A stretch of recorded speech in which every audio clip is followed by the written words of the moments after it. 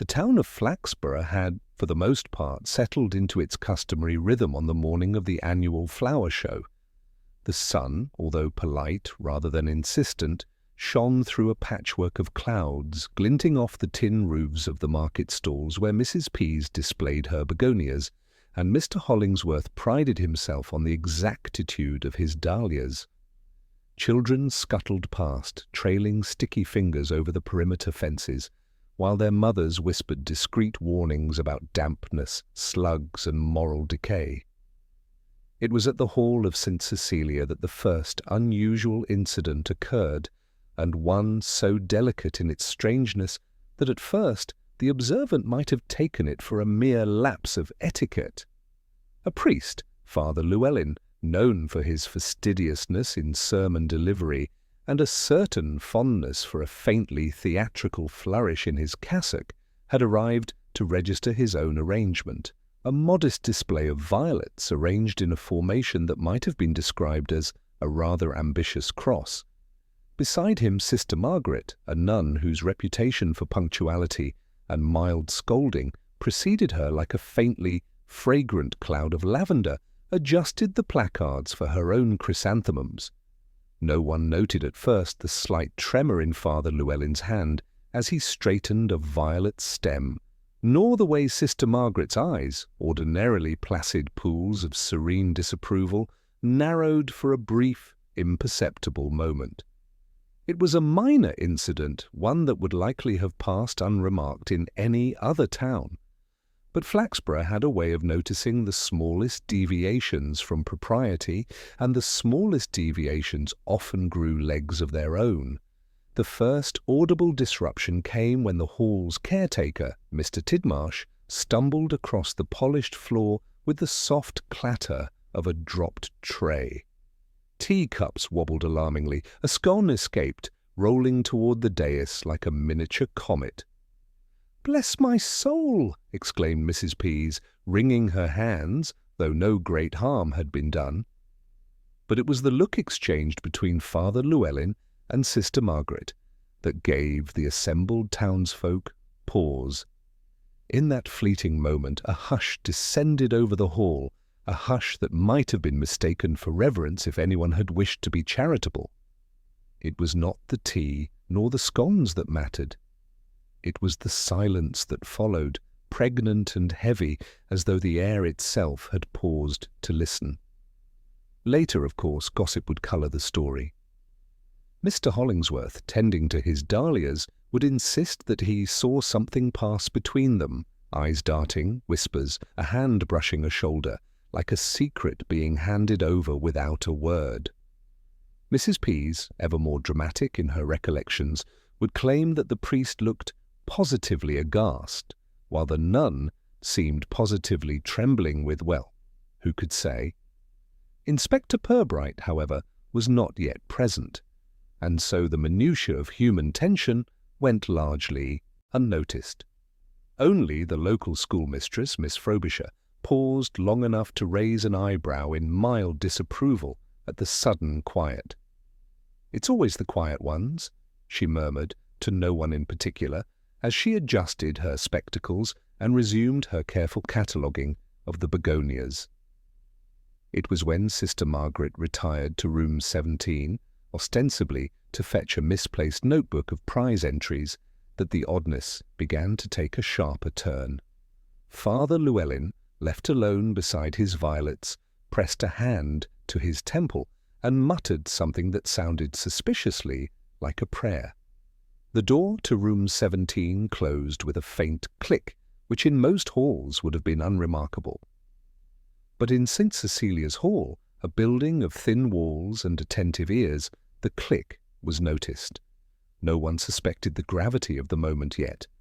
Only a faint whisper of disquiet passed among the volunteers and exhibitors. Mr. Tidmarsh returned with a mop, wiping up the remnants of the scone, muttering something about these blasted new polish finishes, while Mrs. Pease fussed over the labels on her begonias. The town, as it often did, carried on in the comforting rhythm of small disturbances and gentle corrections. It was not until a muffled sound, a thump, A gasp, then silence, emanated from room 17 that the subtle tension snapped into a form more tangible. A few heads turned, a whisper reached the farthest corner of the hall. "I do hope it's nothing serious."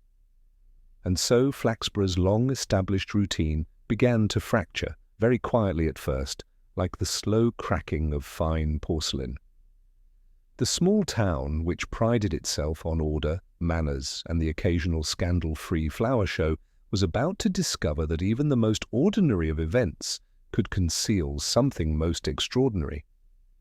By the time Inspector Purbright arrived, summoned discreetly by a flustered Mr. Tidmarsh, the town's collective curiosity was already piqued.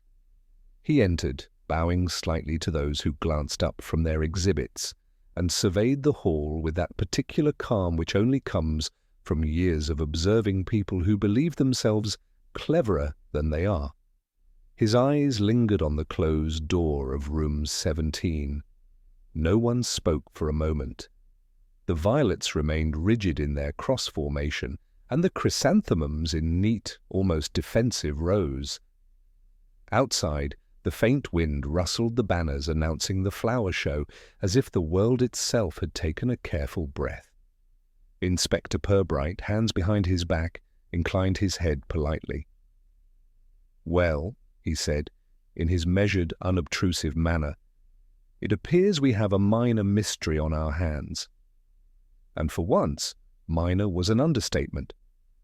Inspector Purbright did not hurry. That was never his way.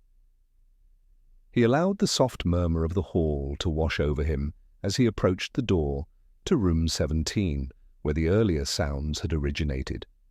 The lock, a simple brass affair, was already disengaged, as though it too anticipated his calm intrusion. Beyond, the room lay quiet, furnished in the unremarkable, comforting style typical of St. Cecilia's Hall, a small writing desk, a folding chair, a shelf of religious texts, and the ever-present faint aroma of incense. It was the stillness that drew Purbright's attention first. There was no panic, no overt disarray, merely an absence of the expected movement. On the bed, Sister Margaret lay with a posture that was unnervingly composed, her hands neatly folded across her chest. Her eyes, however, remained closed, and the faintest quiver in her lips suggested a breath that had once been but was no longer.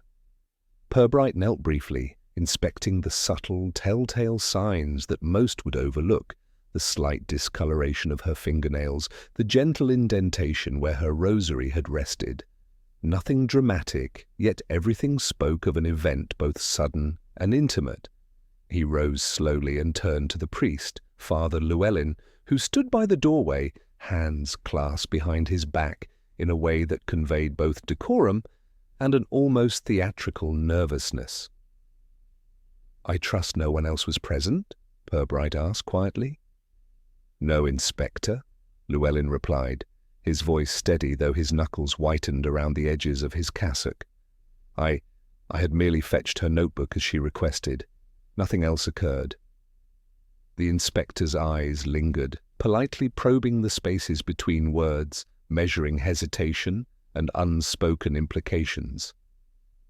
Father Llewellyn, for all his fastidiousness, had allowed a minute detail to escape, a folded piece of paper half concealed beneath the pillow, corners softened by handling. Purbright noted it with the faintest raise of an eyebrow, storing the observation carefully. Outside, the hall's activity continued in its own tentative rhythm, volunteers and exhibitors whispering cautiously while attempting to maintain appearances. It was Miss Frobisher, ever the keen observer, who first vocalized the brewing uncertainty. "I thought I heard something odd. A bump, perhaps," she said, adjusting her spectacles, "but then it was gone, like a shadow passing over the carpet."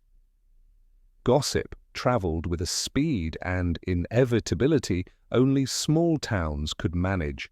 Within minutes, Mrs. Pease had proclaimed that she knew something dreadful had occurred, and Mr. Hollingsworth, who prided himself on the precision of his dahlias, claimed to have overheard the priest muttering words one should not speak aloud. Each retelling added, subtracted, and twisted details with subtle embellishments that, to the casual listener, bordered on the fantastical. Purbright, however, observed. He noted the shifting positions of the volunteers, the way hands fidgeted with trays or folded papers, the direction of glances exchanged when anyone mentioned Room 17.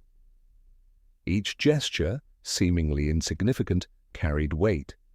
People, he reflected, were far more revealing than any ledger or confession.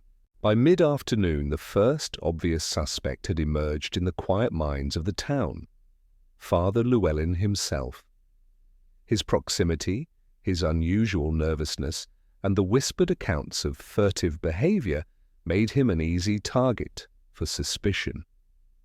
Yet Purbright withheld judgment. The priest's outward composure, the precision of his movements, and a faint but unmistakable air of genuine shock suggested something more complex than mere malice.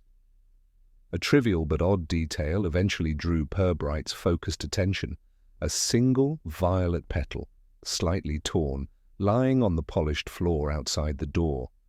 It bore no fingerprints, yet its placement seemed deliberate, as though marking a path or a moment that had escaped notice. Such minutiae rarely misled, though they often disguised the truth until examined with patience. As the day waned, more figures emerged into the investigation's orbit. The hall's caretaker, with a long-standing grudge over unpaid wages. Miss Frobisher, whose schoolroom discipline masked a deeper curiosity about the priest's habits, and several volunteers whose minor annoyances and domestic rivalries now seemed suddenly intertwined with the incident in Room 17. Each contributed fragments, small grievances, and overlooked observations that Purbright catalogued silently. When the second incident occurred, a whispered discovery that Sister Margaret's notebook contained pages of unusually cryptic annotations referencing events and names that seemed oddly personal, a shift took place. The neat narrative of accidental or impulsive misfortune began to fray. What had appeared initially as a singular event now hinted at a thread weaving through private motives and concealed knowledge. Purbright retreated briefly into private reflection, seated in a quiet corner of the hall with a cup of cooling tea. He considered human nature, the subtle power of reputation, and the tiny, often unseen provocations that could lead someone to extremes. There were patterns in civility, he thought, that revealed themselves more reliably than outbursts of emotion. It was then, quietly, deliberately, that he prepared his test. A casual question posed to Father Llewellyn, offered with the utmost politeness and apparent irrelevance, was designed to unsettle without accusation. "You mentioned retrieving Sister Margaret's notebook," he observed, inclining his head slightly. "Did you notice anything unusual in her entries?" The priest's hand twitched ever so slightly. A micro-expression, almost imperceptible, passed across his features. It was enough. Purbright noted the subtle hesitation, the careful shaping of a response that tried to appear neutral but betrayed an underlying tension. The stage was set. Each actor, from the overly conscientious caretaker to the observant Miss Frobisher, had played their part in the small theatre of Flaxborough. The next steps, he knew, would bring clarity not through spectacle, but through the quiet, civil unfolding of truth. And somewhere in the hush of St. Cecilia's Hall, among the flowers and whispers, the first threads of revelation had begun to uncoil. By the following morning, Flaxborough had reached a delicate equilibrium between curiosity and dread. The flower show, though concluded, lingered in memory like a particularly vivid scent that refuses to fade. Conversations began to carry a cautious edge. Mrs. Pease, recounting events to anyone within earshot, insisted that something most unnatural had occurred in Room 17. Mr. Hollingsworth nodded solemnly, adding that Father Llewellyn had appeared positively distracted during the prize-giving ceremony, which, in a town such as theirs, amounted almost to a public scandal. It was the nature of small towns that gossip tended to outpace fact, and Flaxborough was no exception. By mid-morning, almost everyone had an opinion regarding the priest's behaviour, though few had any direct knowledge of the incident itself. Mrs. Pease insisted she had seen him pacing near the hall's windows late into the evening, muttering to himself. Mr. Tidmarsh, who had arrived to tidy the hall before dawn, countered that he had heard only a faint shuffle of papers and a soft sigh. Miss Frobisher, ever discreet yet ever perceptive, simply raised an eyebrow at each new account and filed it mentally under potentially illuminating exaggeration. Inspector Purbright arrived at the hall shortly after 9 o'clock, his coat buttoned precisely, his hat angled just so, and a small notebook in hand. He moved through the assembled volunteers and exhibitors with his customary politeness, nodding at each in turn and offering quiet remarks that prompted conversation without revealing his own purpose. He noticed at once how carefully Mrs. Pease positioned herself beside her prize dahlias, as though to ensure all attention remained on her account of events. Purbright began with Mr. Tidmarsh, whose frown deepened when questioned. "I thought I saw shadows, Inspector," he confessed. "Odd movements in the room, but I may have been imagining. The floor's so polished, one tends to see things that aren't there." "Imagination, Mr. Tidmarsh, can be as instructive as observation," Purbright replied, in his soft, deliberate manner. "Would you describe the shadows you saw?" The caretaker scratched his head. "Dunno. Quick, fleeting. Something past the window. Or was it the door? Hard to say." As he spoke, Purbright's mind noted the precise wording, the hesitation, the minute body language that betrayed a man anxious to appear reliable, yet subtly alarmed. He filed the detail away alongside the accounts of Mrs. Pease, who now insisted that she had seen Father Llewellyn's hand trembling most unnaturally as he arranged his violets. When Purbright turned to the priest himself, he discovered a man meticulously composed, but underlain with tension. "I am quite certain nothing improper occurred, Inspector," Father Llewellyn said, his voice calm, measured, almost rehearsed. "I retrieved Sister Margaret's notebook at her request, that was all. And you observed no irregularities in her behaviour prior to her rest in room 17? Purbright asked quietly. "None that I noticed. She was entirely herself," the priest replied, though a faint quiver of the lip betrayed him. Purbright noted it. The smallest inconsistencies were often the most revealing. By mid-afternoon, additional witnesses had emerged. Miss Frobisher, ever the careful observer, described noticing a folded piece of paper in the notebook, the edges worn and softened by repeated handling. She had not dared to open it, though her curiosity gnawed at her like a persistent itch. Another volunteer, Mrs. Cumberbatch, claimed to have overheard an unusual conversation between the priest and the nun earlier in the week, something about a donation, a ledger, and words that shouldn't be spoken aloud in polite company. It was becoming clear to Purbright that the first suspect, the priest, while naturally in proximity, was far from the entire story. The minutiae, the whispered remarks, the trivial contradictions, all suggested a more complex interplay of human motivations. And in Flaxborough, as Purbright well knew, complexity often hid behind layers of civility, appearances, and a keenly maintained sense of propriety. A trivial but odd detail soon caught his attention, a small violet, its petals slightly torn, resting on the window-sill of room 17. It was identical to those in the cross formation on the hall's dais, yet clearly displaced. Purbright considered the placement carefully. The petal's position suggested not accident, but a deliberate mark, a a signal or reminder overlooked by everyone else. By late evening, the inspector had compiled a quiet dossier of observations, gestures, hesitations, contradictions, minor oversights. He noted how Mrs. Pease's narrative had grown increasingly florid with each retelling, while Mr. Hollingsworth's insistence on exact times and positions revealed a man uncomfortable with uncertainty.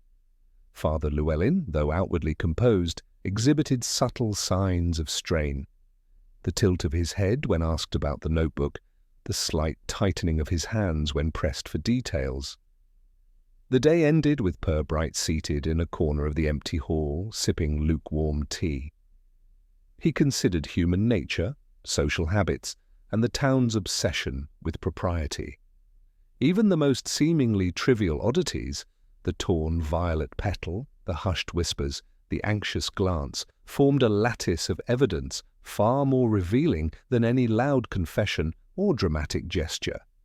By the time he left, Flaxborough had settled once more into its measured routine. Yet a quiet tension lingered, like the faintest hum beneath the surface of a still pond. Something had happened in Room 17, and though the town might attempt to gloss over it with whispers and polite conjecture, Inspector Purbright knew that truth, however understated, had already begun to declare itself in the smallest of gestures, the subtlest of signs. By the morning, following his quiet survey of Room 17, Inspector Purbright sensed that the town's anxiety had settled into something resembling disciplined curiosity. Flaxborough, for all its reputation for orderly civility, had a way of amplifying minor oddities into matters of subtle scandal.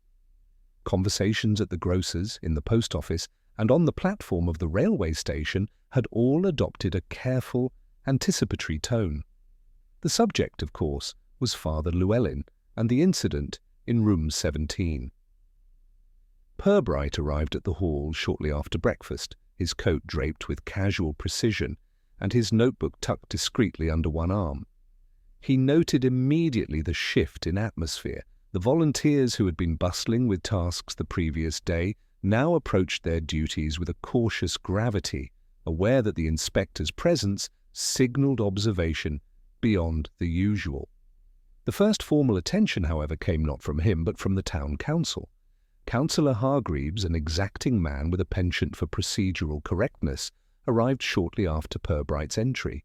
He carried a bundle of papers, slightly crumpled from travel, and wore a look that suggested he had already resolved the matter in his mind. "Inspector," he said, his tone brisk yet polite, "the council is concerned. Given the nature of the incident, I am obliged to ask whether the priest's presence at the scene warrants formal suspicion." Purbright inclined his head. "I will, of course, provide the council with all relevant observations, though I would caution against premature conclusions." Councillor Hargreaves, however, was undeterred. "You must understand, Inspector, the town's reputation is at stake.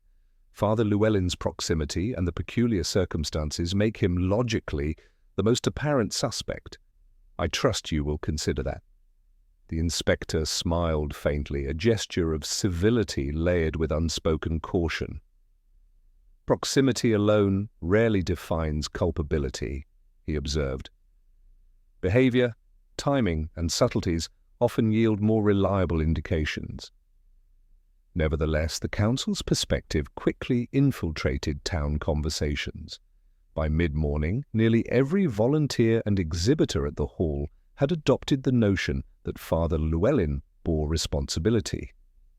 Mrs. Pease, thrilled at the implied scandal, recounted yet again his supposed nervous pacing, his trembling hands, and his muttered prayers. Even Miss Frobisher, normally reserved and measured, noted a slight change in his demeanour, though she refrained from overt comment. Purbright, as always, listened rather than judged. He moved among the assembled townsfolk, asking carefully phrased questions designed to elicit information without suggestion. "When did you last see Sister Margaret before she retired to Room 17?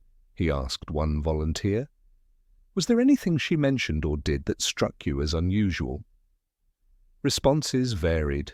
Some recalled casual mentions of administrative duties, others noticed nothing beyond routine movements. A few, in hushed tones, hinted at prior small disagreements between the priest and the nun, differences in opinion regarding hall organization, the arrangement of flowers, or minor clerical matters. None of these, by themselves, suggested intent, yet collectively they painted a more textured portrait of human interaction, ripe with the potential for misunderstanding or misinterpretation. It was a trivial but odd detail that once again drew Purbright's attention, a small, almost imperceptible smudge on the corner of the notebook retrieved from room 17. It bore the faint scent of lavender, the same fragrance used by Sister Margaret in her habitual handkerchief, but the smudge itself appeared to be slightly smeared, as though someone had handled it with unusual care, or unusual haste. By late afternoon, the narrative had begun to shift from simple curiosity to formal investigation. The local constable, Sergeant Bloxham, appeared at Purbright's side. "Sir, if I may," he said, "the council has asked me to record Father Llewellyn's movements for the past 24 hours. They feel it might assist the inquiry." Purbright's eyes, calm and measuring, met the sergeant's. "Do proceed, Bloxham, but remember, observation is not accusation. The simplest account may conceal more than it reveals." Father Llewellyn, for his part, submitted to questioning with outward composure, answering each inquiry politely, yet with a faint tension in his hands, and an occasional flutter of the eyelids that betrayed internal strain. Purbright noted every micro-gesture, the slight hesitation before a response, the careful choice of words, the fleeting glance toward the notebook that remained in room 17. By evening, the town's perception had solidified. Father Llewellyn was, officially and socially, the first suspect.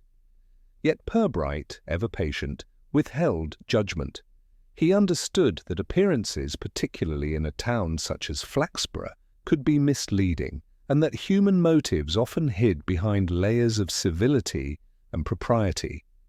That night, as he reviewed his notes in quiet reflection, he considered the lattice of interactions, the nervous fidgeting of volunteers, the precise recollections of Miss Frobisher, the embroidered exaggerations of Mrs. Pease, and the restrained discomfort of Father Llewellyn himself. Each detail, however minor, was a thread, and Purbright knew that by tracing each thread carefully, the pattern of truth would emerge, not in dramatics, but in the subtle, unassuming clarity that often accompanies understanding of human nature. The ripples of gossip, formal suspicion, and trivial yet telling details had created a web that could ensnare the innocent as easily as the guilty. And in Flaxborough, where civility masked as much as it revealed, Inspector Purbright recognized that the next step would require subtlety, observation, and the quiet test of human behavior that he wielded so effectively. The morning following the council's insistence on Father Llewellyn as the primary suspect began with a peculiar quietness. Flaxborough seemed to hold its collective breath, each shopkeeper, volunteer, and passer-by moving through their routine with a faintly heightened awareness, as though even the most ordinary tasks might reveal some hidden truth. Inspector Purbright arrived at St. Cecilia's Hall shortly after 9, his coat buttoned with habitual precision, notebook under his arm, and an expression of calm curiosity. He moved through the hall in a slow, deliberate circuit, observing faces, gestures, and the subtle interplay of attention. Mrs. Pease, of course, had positioned herself near the dais, fingers twitching as though the placement of her prize dahlias could somehow influence the course of justice. Mr. Hollingsworth hovered by his meticulously aligned chrysanthemums, offering tiny nods of approval or disapproval to anyone who approached. Purbright's attention, however, was drawn to a detail that had seemed trivial the day before but now assumed greater significance. A single paperclip, slightly bent, lying incongruously atop the writing desk in room 17. It appeared to have no immediate purpose, holding together no papers, merely resting there as though deliberately placed. He examined it closely. The metal bore a faint indentation, as if it had been pinched repeatedly. More curious, it lay at an angle, pointing toward a corner of the desk where the notebook had been left. It was the kind of minor anomaly most would have overlooked entirely, yet Purbright recognized the potential significance. In his experience, the smallest, most seemingly inconsequential details often held the key to understanding human behavior and human error. His contemplation was interrupted by the arrival of Miss Frobisher. She approached quietly, her eyes bright beneath the frames of her spectacles. "Inspector," she said softly, "I thought it might be worth mentioning something I noticed yesterday." When Sister Margaret fetched her notebook, she paused at the edge of the dais, almost imperceptibly, as if she were observing something, or someone. Purbright inclined his head, making a mental note. "And did you observe what she might have been watching?" "I could not be certain," she admitted, "but there was a faint disturbance near Father Llewellyn's violets, a petal slightly displaced, and his hand lingered where it should not have." The inspector's lips curved slightly. This reinforced the detail of the violet petal noted earlier. A minor deviation, yet one that suggested deliberate action or an unguarded reaction to an unspoken event. He proceeded to interview Mr. Tidmarsh, the hall's caretaker, whose account added another layer. "I noticed something odd on the evening of the flower show," Tidmarsh reported. "A small movement in room 17, but not from the priest. Something, perhaps reflection, or perhaps my eyes playing tricks. Nothing seemed amiss until the notebook was retrieved. Then a faint shuffling, like someone had left in a hurry but wanted to leave no sign." Purbright allowed the words to settle, cataloguing each minor observation.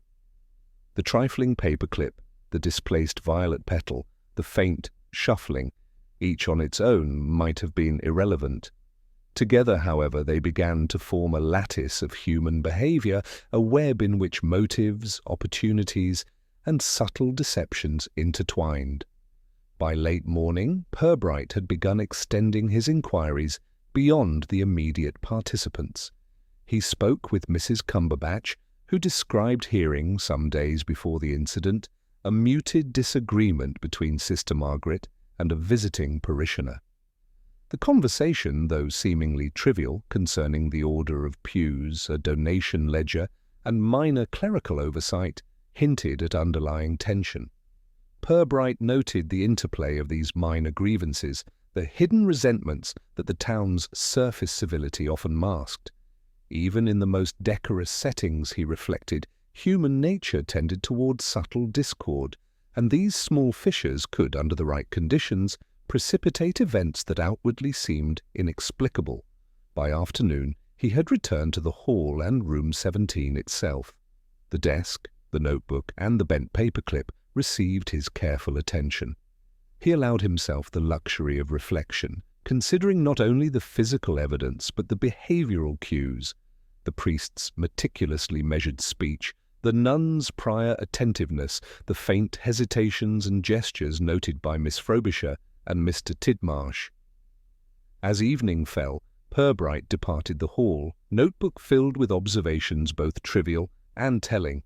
He had begun to see the outlines of a more intricate puzzle than any mere proximate suspicion of Father Llewellyn could explain. The town, with its whispering gossip and polite speculation, remained unaware that a seemingly insignificant detail, a bent paperclip, a violet petal, a casual pause, might hold the clue that would eventually untangle the entire mystery. And for Purbright, as always, patience was his ally. The web was expanding, the threads interlacing subtly, and he intended to follow each one to its logical conclusion.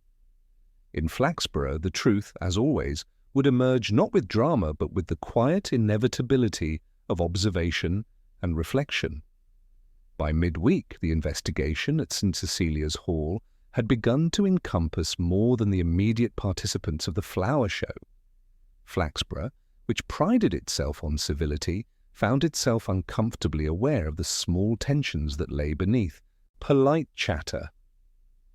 Inspector Purbright, ever patient, recognized the subtle power of these domestic rivalries and minor resentments. In a town such as theirs, secrets often surfaced in the smallest gestures, a twitch of the hand, a carefully measured glance, a hushed aside. Purbright began the day by revisiting Room 17. The bent paperclip remained on the desk, and the single violet petal had been carefully preserved, wrapped in a corner of blotting paper. Such minor anomalies, he knew, often provided clearer insight than dramatic outbursts. They reflected intention, care, or avoidance, and in the hands of someone observant, they illuminated patterns hidden from ordinary notice.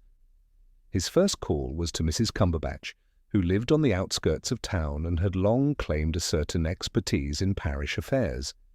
She recounted yet another minor disagreement between Sister Margaret and a visiting parishioner over seating arrangements in the chapel. It seemed trivial, she explained, frowning slightly, but Sister Margaret had a way of making small matters feel monumental, and the gentleman, well, he was not accustomed to such delicate insistence. Next, he spoke with Mr. Hollingsworth, who offered a meticulously detailed account of the day's flower show, noting with subtle alarm every minor deviation from decorum he had observed. "The cross of violets," he said, pointing to a mental map of the dais, "was slightly misaligned at one point. I saw Father Llewellyn adjust it, yet the top petal, it remained off-centre. Curious, wouldn't you say, Inspector?" Purbright noted the observation carefully. The significance lay not in the aesthetic imperfection, but in the priest's reaction to it, his meticulous correction, the faint tremor in his hand, and the ever-so-slight glance toward the notebook now preserved in Room 17. Each movement was part of the lattice of behavior he was beginning to trace, connecting disparate threads of human response. Miss Frobisher contributed her insights next. "I noticed," she said quietly, "that several volunteers lingered near the hall in the early evening, long after their duties were done. They spoke in whispers, as though discussing something not meant to reach my ears. I caught fragments, mentions of Sister Margaret's ledger, her habits, and odd expressions I cannot explain." Purbright, noting each carefully, realized the significance of these seemingly minor actions. The town, he reflected, was a network of small grievances, concealed motives, and protective appearances. Every whisper, every pause, every hesitant word carried meaning, and in Flaxborough meaning was often obscured by politeness. By late afternoon, the expansion of the field became more evident. Volunteers who had remained peripheral began to offer accounts, a mislaid set of keys, a window left ajar, a chair slightly moved from its original position. Each, minor in isolation, now contributed to a complex map of human behavior and movement. Even Mr. Tidmarsh, the caretaker, admitted he had noticed a faint disturbance near the hall's rear entrance on the morning of the incident, though he could not specify what had caused it. The combination of these trivial but telling details began to challenge the simplicity of earlier suspicions. Father Llewellyn's proximity to the event, though undeniable, was now entwined with the wider network of human interactions, minor conflicts, and unexplained movements that surrounded Room 17. Purbright paused for reflection in the quiet of the hall. The lilies of the dais, the neatly arranged violets, the smudged notebook, the bent paperclip, all now formed a lattice that mapped behavior, intention, and subtle influence. He considered the town's complex social web, noting that small resentments often festered unnoticed, until an event, however minor, triggered their manifestation. As evening approached, he walked the quiet streets of Flaxborough, allowing the observations of the day to settle. Each face he passed, each muted gesture, contributed to his understanding. The first suspect, while still under watch, was now only one of many threads to follow. The truth, he knew, would emerge not from the loud declarations of scandal or formal accusations, but from the careful, patient tracing of these subtle, human signals. By nightfall, Purbright had compiled an extensive catalogue of observations. The field had expanded, volunteers, parishioners, and visitors, all now part of the web he was quietly mapping. And he knew that tomorrow, with each additional detail collected, the lattice of truth would become ever more intricate, yet ever more coherent. In Flaxborough, as always, patience, observation, and civility would be the keys to understanding. Flaxborough had, by the start of the following week, settled into a cautious rhythm. Yet beneath the orderly streets, neatly trimmed hedges, and polished windows of St. Cecilia's Hall, a subtle unease lingered. Gossip had taken its usual route, circulating with slight embellishments, minor exaggerations, and polite conjectures. Father Llewellyn remained the town's obvious suspect, though Inspector Purbright, ever patient, knew better than to allow surface appearances to dominate his understanding. The second incident occurred in the late afternoon, when the hall's custodian, Mr. Tidmarsh, discovered a curious addition to the rear corridor. A small envelope, plain and unmarked, lay atop a windowsill outside room 17.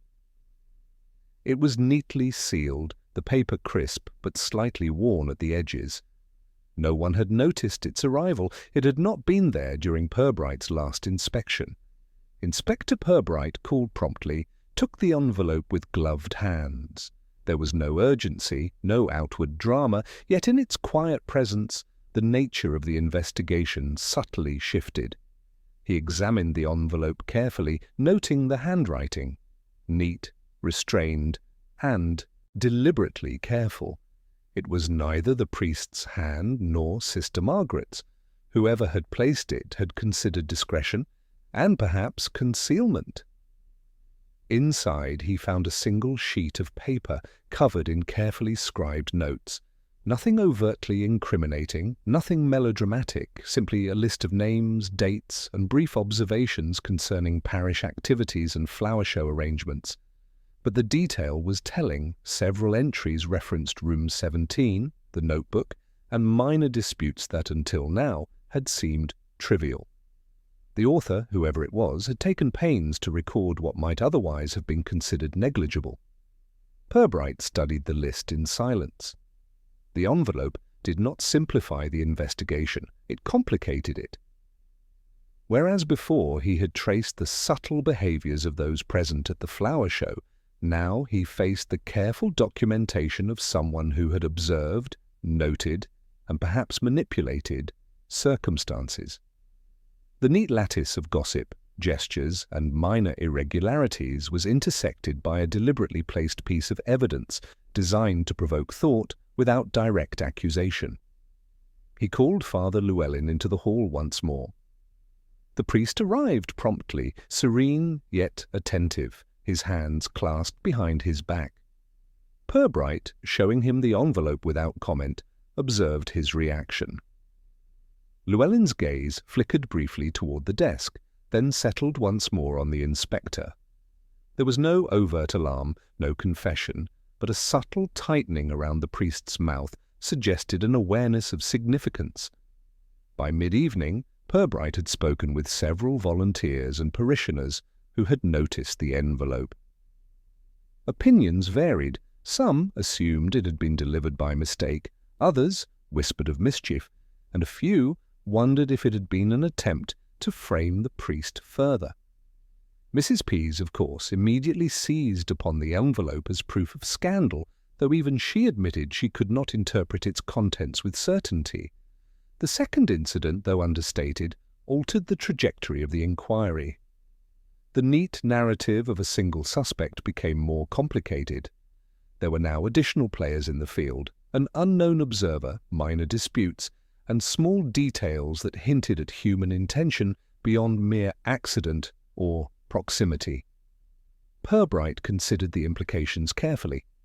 In Flaxborough, the outwardly quiet town often concealed intricate social dynamics, and the subtle placement of this envelope demonstrated both knowledge and perhaps mischief. By nightfall he returned to his office, notebook in hand.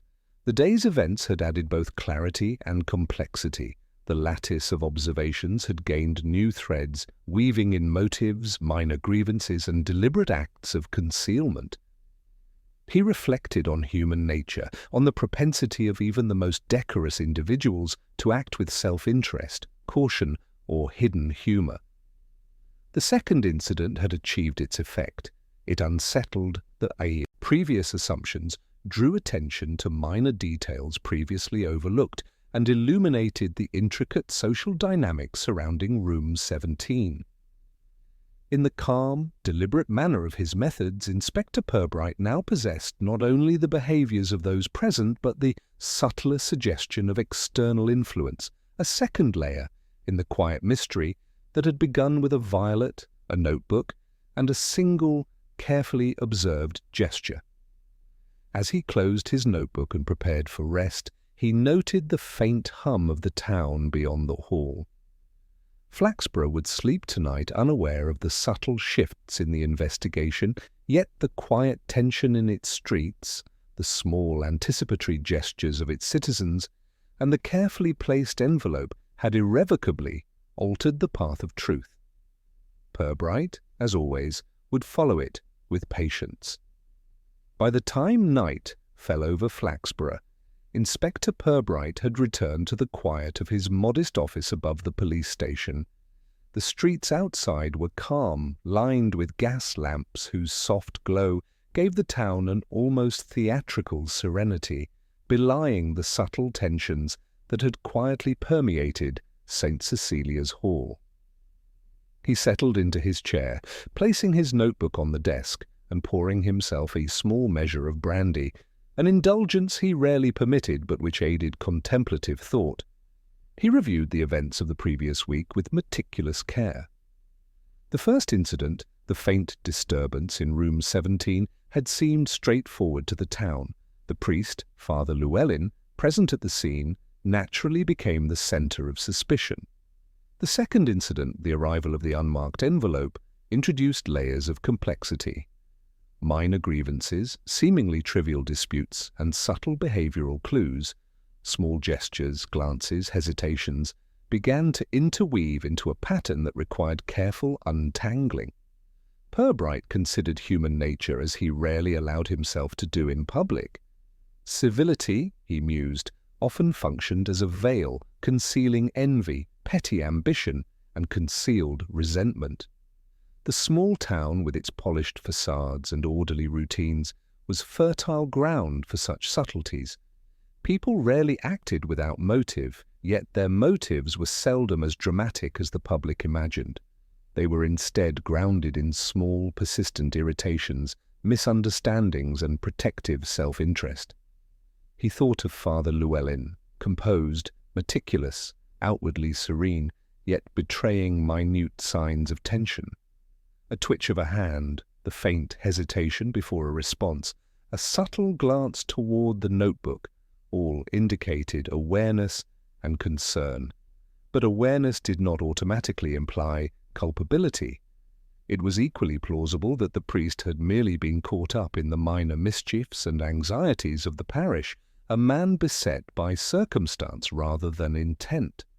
The lattice of social interactions, Purbright reflected, revealed much more than the immediate observations. Mrs. Pease, ever vigilant and ever inclined to embellish, had offered exaggerated accounts of tremors and muttered words, revealing less about reality than about her own perceptions and desires for importance.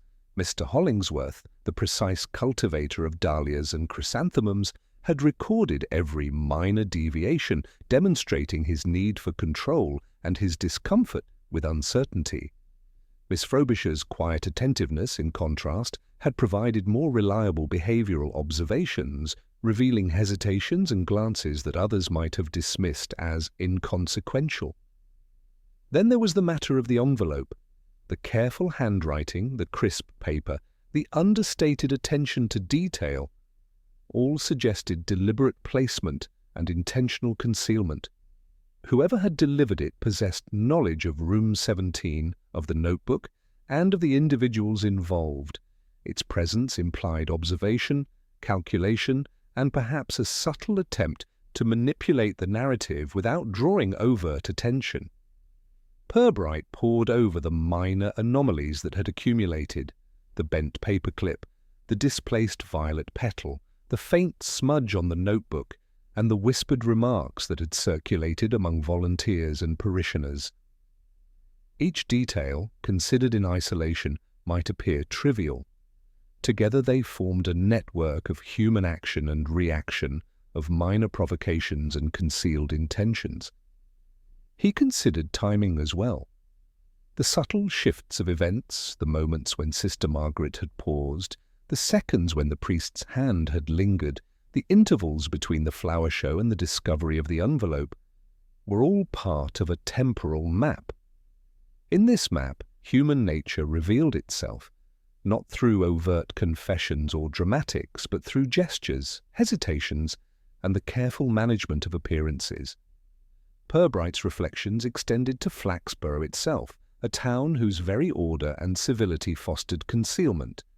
Reputation was currency, politeness a shield, and minor transgressions often hidden beneath layers of social expectation.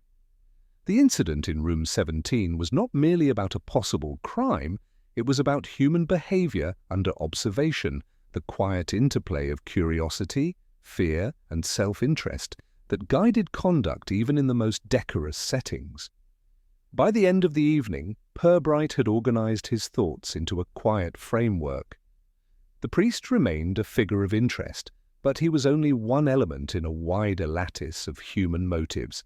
Volunteers, parishioners, and perhaps an unknown observer had contributed to the sequence of events.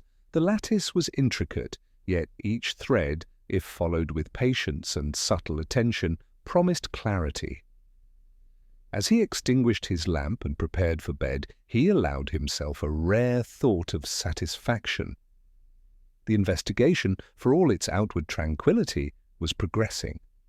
The truth, he knew, would not emerge from dramatics or forceful confession, but from the careful observation of human nature, the patient unraveling of subtle cues, and the quiet orchestration of circumstances that would lead each participant, knowingly or unknowingly, to reveal themselves. In Flaxborough, as always, civility and human foibles intertwined. And in this intertwining, Inspector Purbright found the most reliable path toward understanding.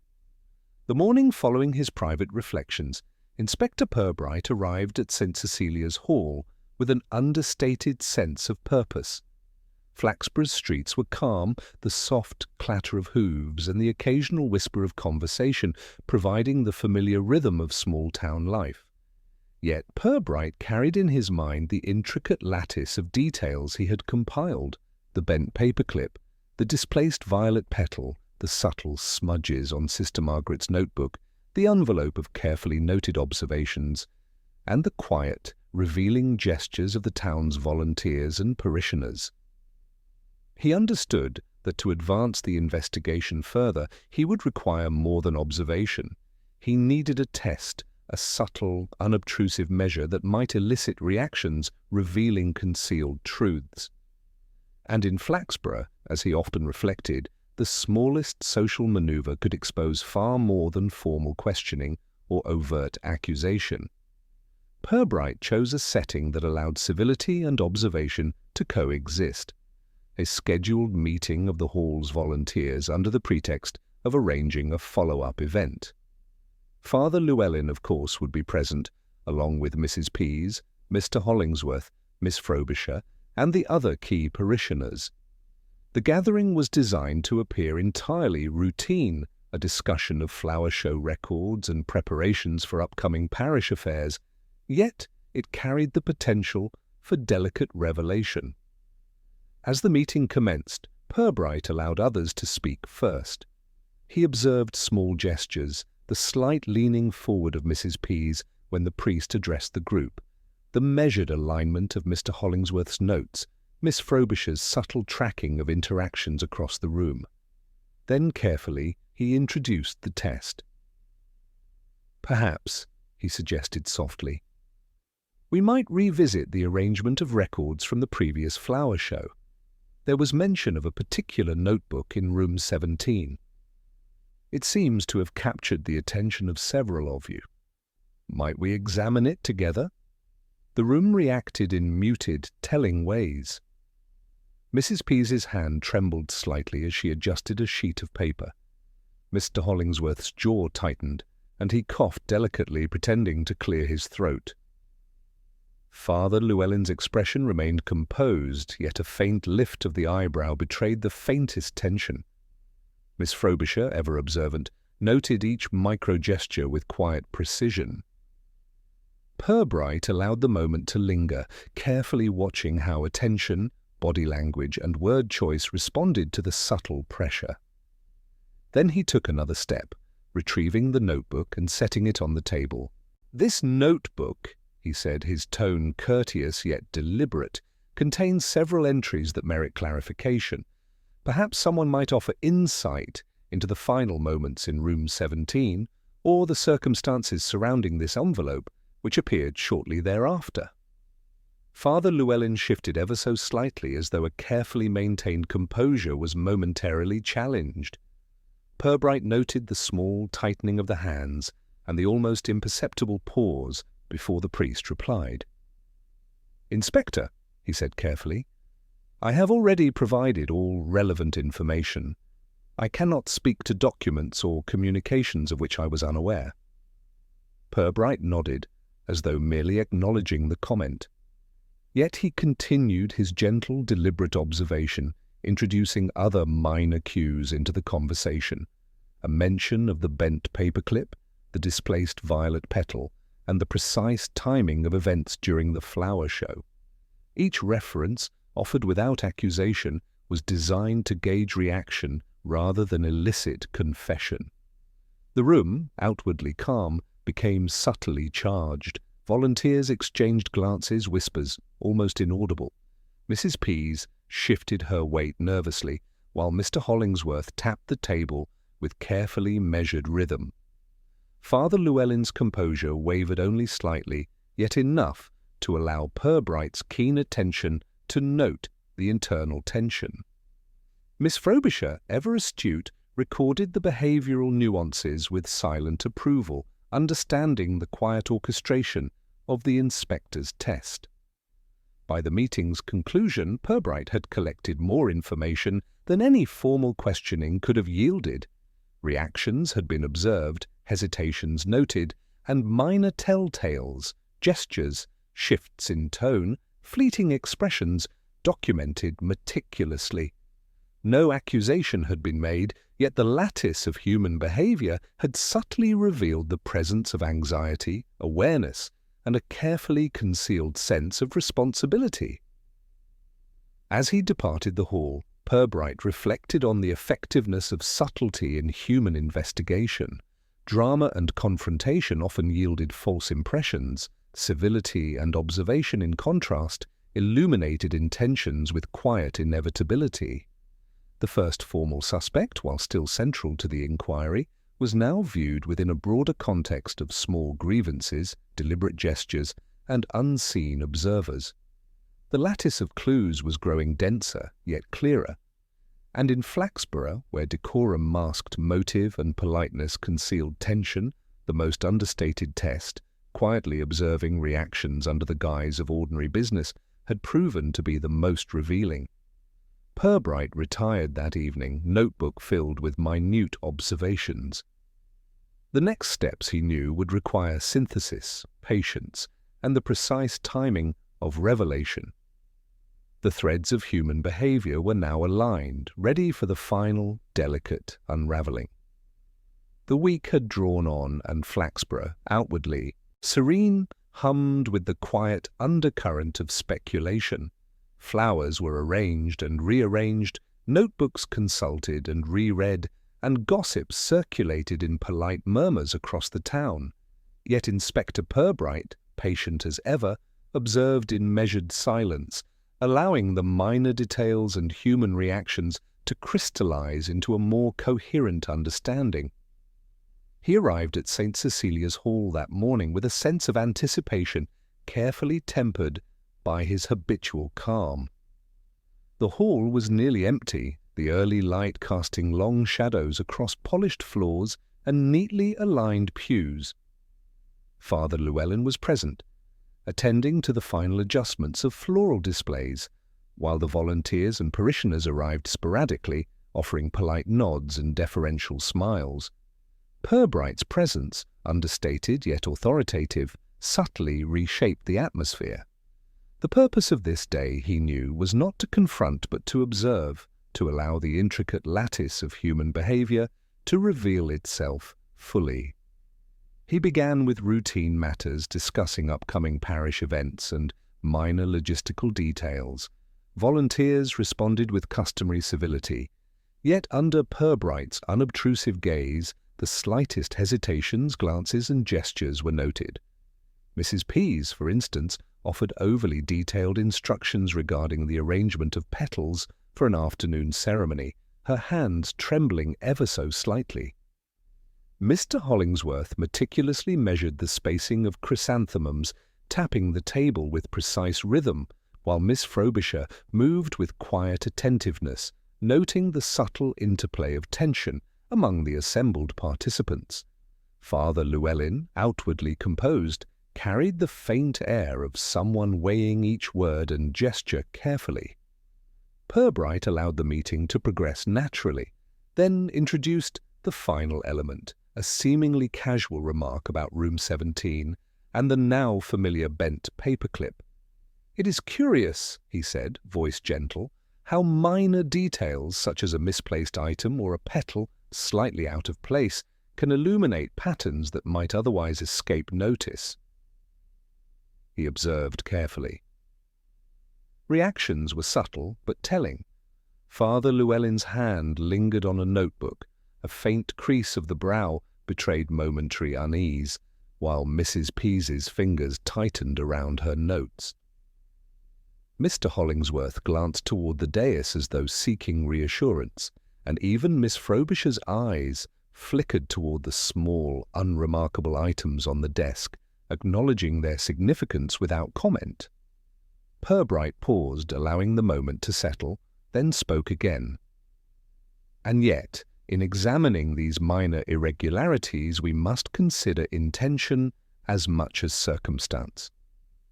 A bent paperclip, a displaced petal, an envelope quietly delivered, each tells a story, though the storyteller is seldom the one we might first suspect."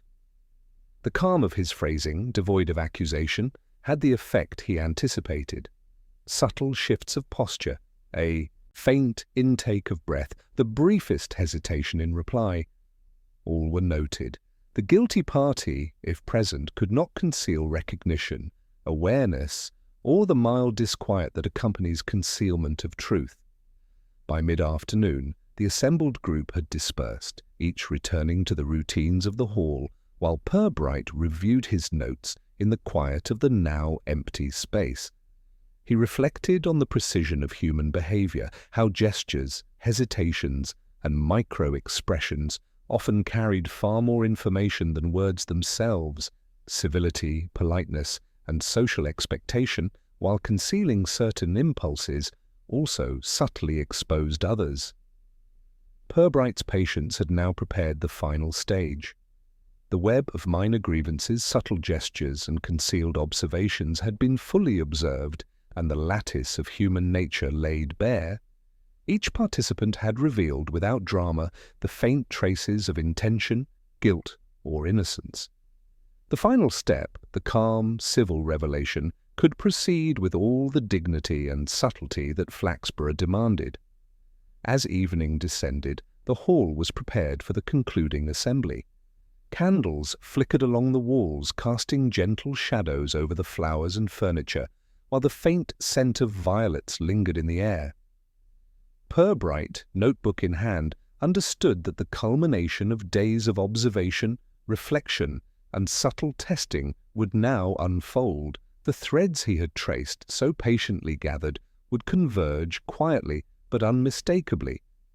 Tomorrow he would reveal the truth, not with drama or accusation, but with the unassuming clarity of observation, civility, and reasoned deduction that had guided his investigation from the first moment in Room 17.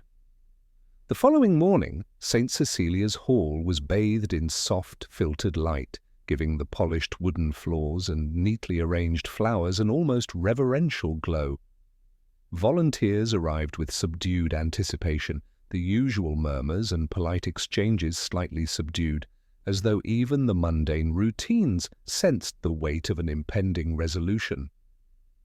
Inspector Purbright entered quietly, his coat buttoned with habitual precision, notebook in hand, and the faintest trace of a contemplative smile beneath his moustache.